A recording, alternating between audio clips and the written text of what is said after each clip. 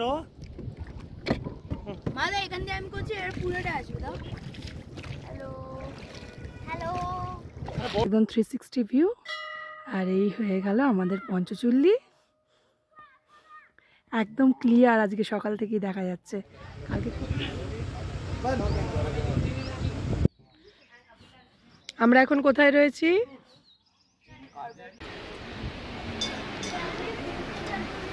এখন দাঁড়িয়ে রয়েছি জিম করবেটের ধাংরি এন্ট্রি গেটে। এখান দিয়েই আমরা ধিকালাতে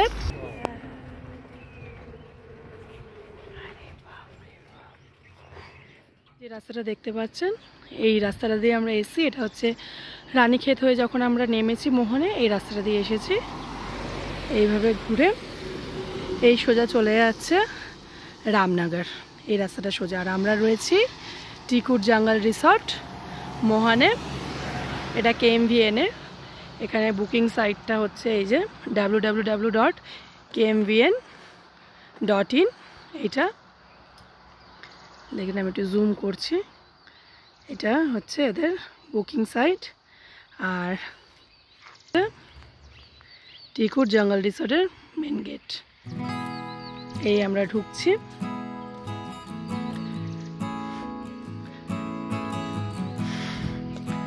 এই যাচ্ছি ভেতরে, পুরো শাল গাছ, সেগুন গাছ সব কিছু রয়েছে। এই ঢুকছি, প্রথমে ঢুকে এটা হচ্ছে সোজা হচ্ছে রিসেপশন, এইদিকে হচ্ছে ক্যান্টিন। আর সেই যে শেড দেওয়া গাড়ি দাঁড়িয়ে রয়েছে, ওটা হচ্ছে 4 বেড, একটাই কটেজ রয়েছে 4 বেডের, ওখানে আমরা রয়েছি। বাকি সব ডাবল বেডেড সব রয়েছে। আর একটু এগিয়ে গেলাম, ডাবল বেড দেখতে পুরো বিউটিটা শুধু দেখো। আর এই হচ্ছে মেন রোড, এই মেন রোড। আর এই হচ্ছে কটেজটা। আগে চলুন আমরা ঘুরে দেখে নিই TRH মোহনের বাকি জায়গাগুলো, তারপর আপনাদের ঘুরে দেখাবো আমাদের 4 বেডেড রুমটা। তাহলে চলুন যাওয়া যাক।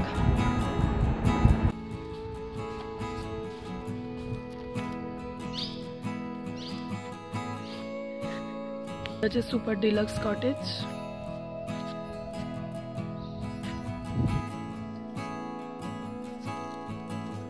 এটা হচ্ছে কটেজ সুপার ডিলাক্স 2। আর এই সামনেই নদী। আর এখানে পরপর আরো কটেজ আছে। আর এখান দিয়ে সামনে নেমে গেলে এদিকে নদী।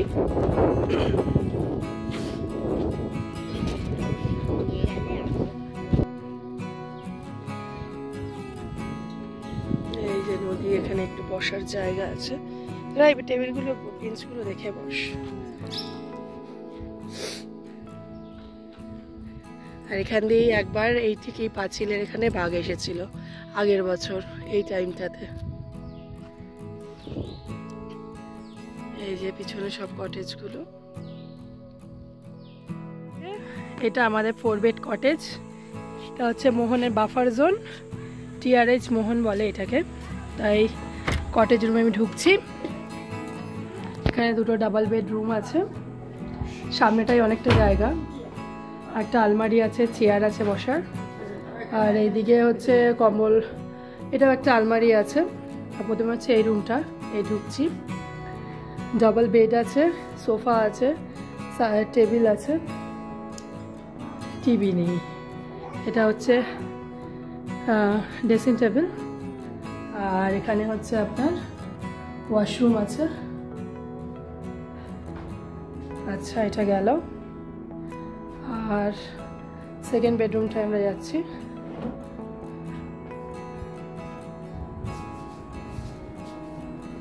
এটা হচ্ছে সেকেন্ড বেডরুম। এটাও সেম বেড আছে, ড্রেসিং টেবিল, চেয়ার, ওখানে দুটো সোফা, বসার জায়গা। আর এই জানলা দিয়ে এদিকে পুরো জঙ্গল দেখা যায়। আর একদম ওই লাস্ট কটেজের ওইদিকেই হচ্ছে সোন নদী। পুরো একদম এটা পুরোটাই বাফার জোনের মধ্যে। আর এর ওয়াশরুমটাও এখানে, এটা হচ্ছে ওয়াশরুম।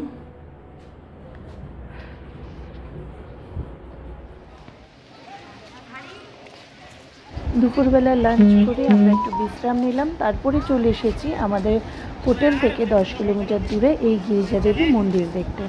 তাহলে চলুন যাওয়া যাক।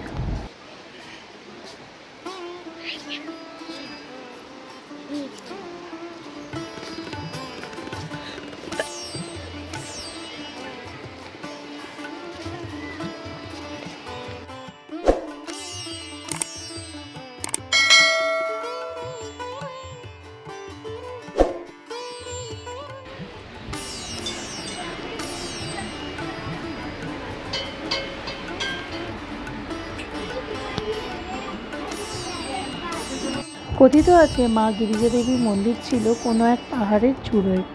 সেখান থেকে সেটি ভেঙে নদীর জলে প্লাবিত হয়ে চলে এসে এখানে নিজে থেকেই স্থাপিত হয়। গিরিজা দেবী মন্দিরে উঠতে প্রায় 100 থেকে 150 খানা সিঁড়ি আপনাকে ভাঙতে হবে এবং প্রত্যেকটা সিঁড়ি কিন্তু বেশ খাড়াই, তাই ওঠার আগে আপনারা বুঝে উঠবেন। আর নিচে যে নদীটা দেখতে পাচ্ছেন সেই নদীটিতে লোকে স্নান করে পাশে দিয়ে ছাউনি দেওয়া ঘরগুলো, এখানে পোশাক পরিবর্তন করার ব্যবস্থা আছে।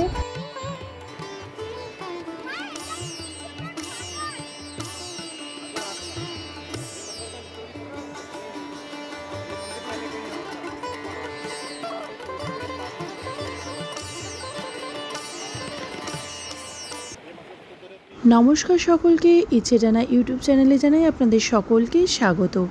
চলছে কুমায়ুন ভ্রমণ পর্ব। কুমায়ুন ভ্রমণ পর্বের শেষ পর্বে আপনাদের সকলকে স্বাগত।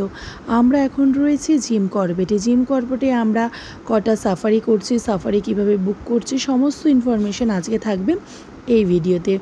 ভিডিওটিকে প্রচুর পরিমাণে শেয়ার করুন এবং ভিডিওটি ভালো লাগলে লাইক করুন। আর নতুন বন্ধুদের কাছে অনুরোধ, চ্যানেলটিকে সাবস্ক্রাইব করে পরিবারের সদস্য হন। জিম করবেটের ধাংরি এন্ট্রি গেটে, এখান দিয়েই আমরা ধিকালাতে ঢুকবো। আমাদের যেহেতু ধিকালাতে আমরা ভেতরে স্টে পাইনি, আমরা বাইরে টিআরএইচ মোহনে রয়েছি, আর আমরা ধিকালাতে আজকে এই ক্যান্টার সাফারিটা করব। এখানে বাস পরপর দাঁড়িয়ে আছে, এদের 4টে বাস যায়। আমাদের গেট নাম্বার আমাদের 3 নম্বর বাস, আমাদের বাসটা এখনও আসেনি। এই যে ঢুকছি আমরা।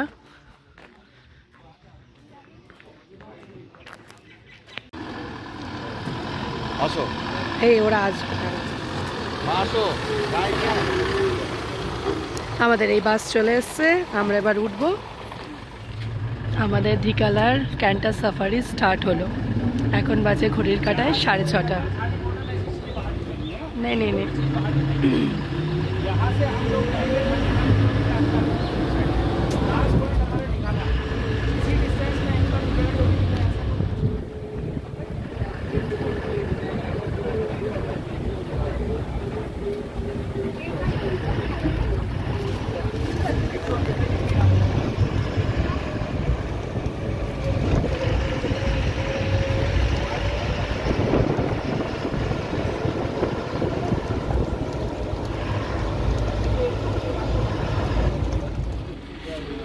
করবেটের ধিকালাতে ডে সাফারিতে আমাদের ফার্স্ট সাইটিং এলিফ্যান্ট। এটা একটা মেল এলিফ্যান্ট।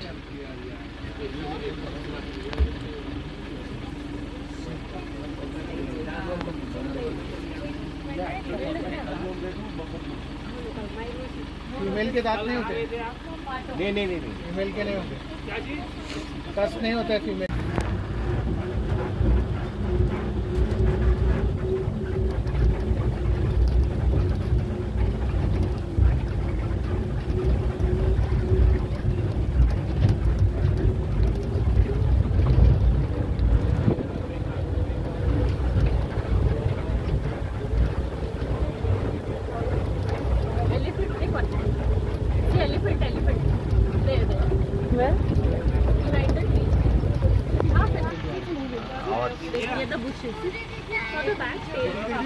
আরে বাবা রে,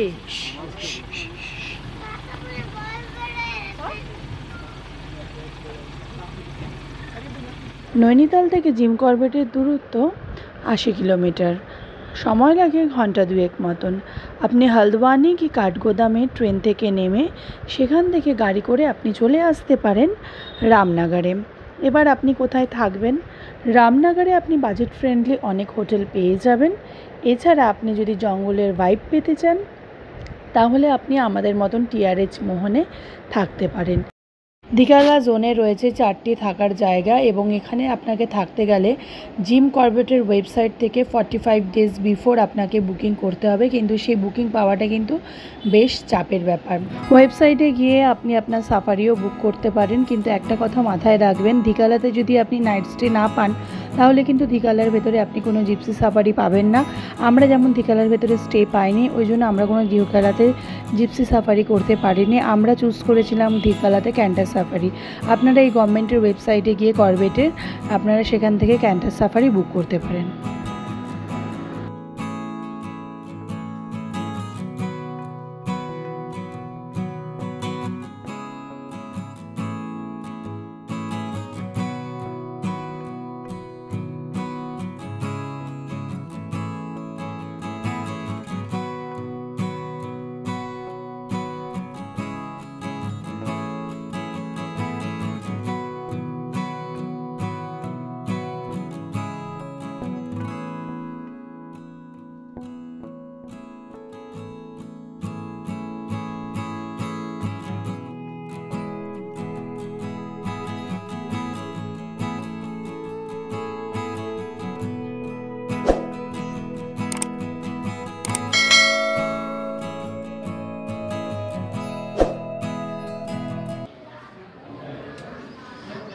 এটা হচ্ছে ক্যান্টিন এরিয়া। এই ক্যান্টিন, আর এখানে হচ্ছে অর্ডার দিতে হয়।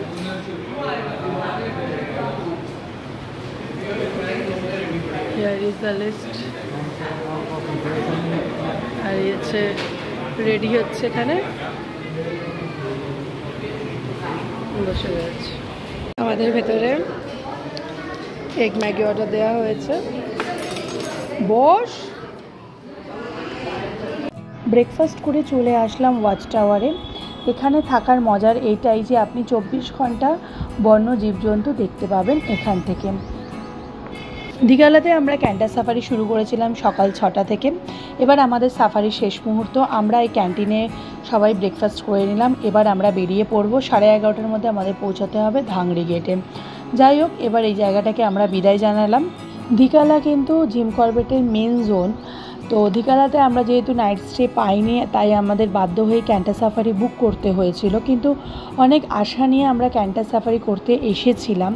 এর আগে আমরা বান্ধবগড় এবং রণথম্বরে আমরা ক্যান্টার সাফারি করেছিলাম, কিন্তু তাতে আমরা বেশ ভালোই রেজাল্ট পেয়েছিলাম এবং জঙ্গলটা খুব সুন্দরভাবে ঘুরেছিলাম এবং অনেক কিছু দেখতে পেয়েছিলাম। কিন্তু জিম করবেটের ক্যান্টার সাফারির এক্সপিরিয়েন্স কিন্তু একেবারেই আলাদা।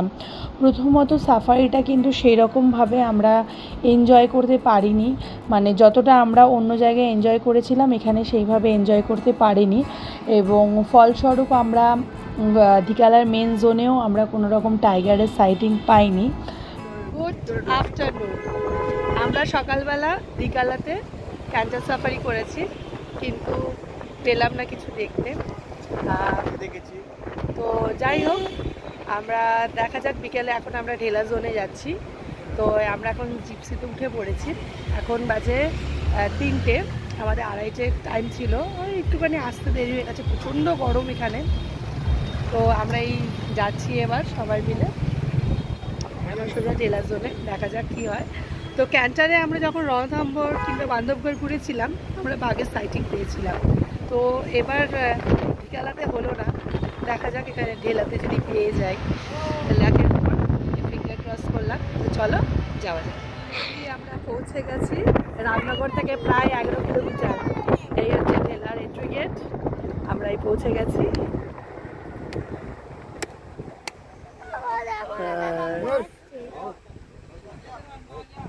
ঢেলা গেট।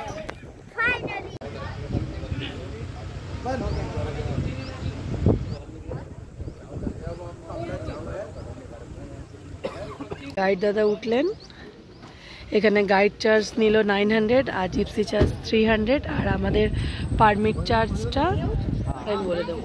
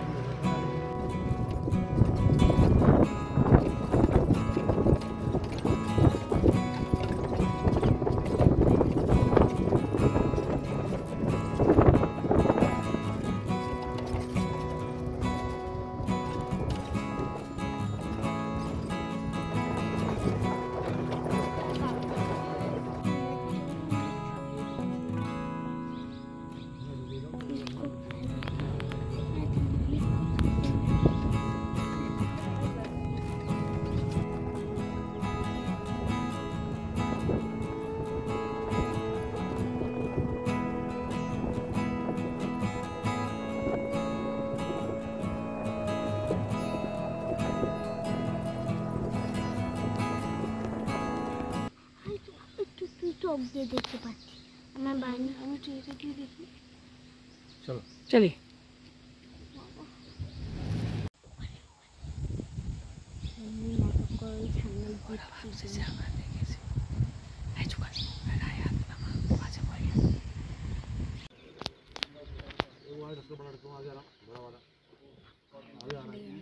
চোখ দিয়ে দেখ ভালো করে রাই।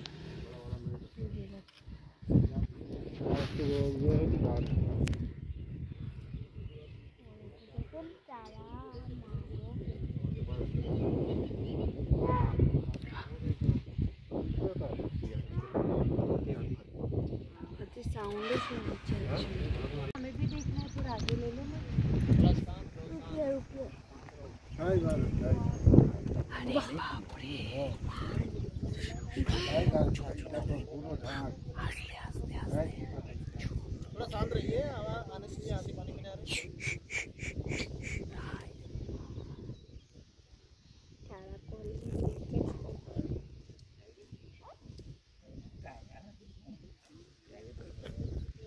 तुम्ही हात इथे काय करतो बेटा?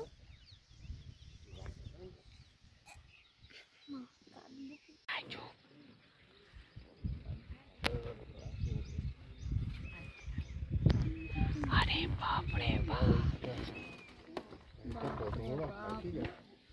আমি একটু বুঝে যাই।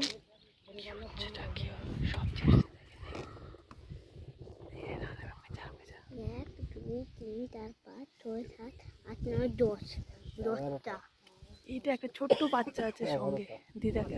এক দুই এই যে এদিকে জল আছে। পাঁচ ছয় সাত আট নয়, 9টা। এই এক দুই তিন চার পাঁচ ছয় সাত আট নয় দশ। হ্যাঁ 10টা। হ্যাঁ আমরা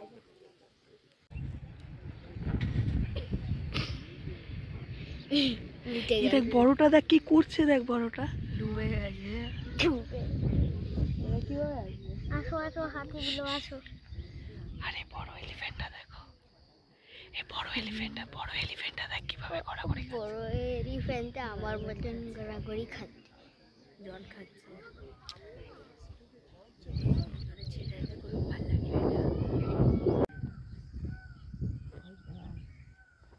কি আওয়াজ! এবার টানা করলো গাড়ি নিয়ে তোদের পালা। হ্যাঁ মানে সবাই আস্তে আস্তে আস্তে আস্তে। সবে আমি ভিডিওটাকে বন্ধ করলাম আর তখনই ডাকলো যা। ও কি এই ট্রুপটা জয়েন করবে নাকি?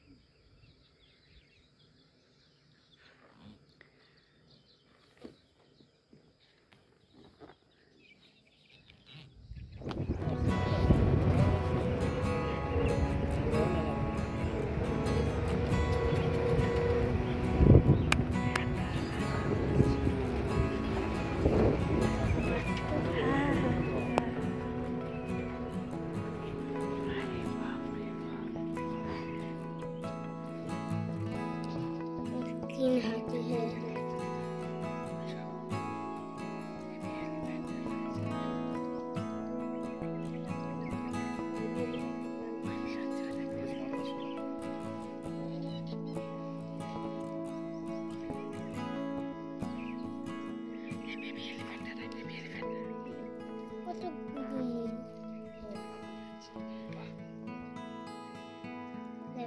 खुटी से आगे करिए। হ্যাঁ হ্যাঁ তোরা সবাই জল পুল পাত করে, আমরা তাও গরমে এই শুকনো। ওই কিভাবে জলে নামছে, কি করছে দেখ। দেখি আনন্দ আর थोड़ा पीछे लो, और थोड़ा और आउट। ওরা যাচ্ছে না কেন? দেখো ওখানে আছে। এই যে আরুস, এদের কিরকম ট্রেনিং প্রকৃতি। উফ, আর মজা আর মজা। ঠান্ডা জল পেয়ে গেছে।